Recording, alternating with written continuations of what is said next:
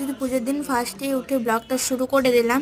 তো তারপর দেখো এখানে একদম স্নান করে চলে এসেছি, তারপর একটু বডি স্প্রে নিয়ে নিলাম, তারপর দেখো একদম চুল বেঁধে নিয়েছি এবং জুয়েলারিগুলো পরে নিয়েছি। তারপর আমি ফেসে লাগিয়ে নিলাম একটা ময়শ্চারাইজার হিমালয়ের, তারপর ফেসে একটু ফাউন্ডেশন লাগিয়ে নিলাম। মুখটা তো একটু ফর্সা ফর্সা করতে হবে, নাহলে তো ছেলে পটাবো আমরা কিভাবে বলো?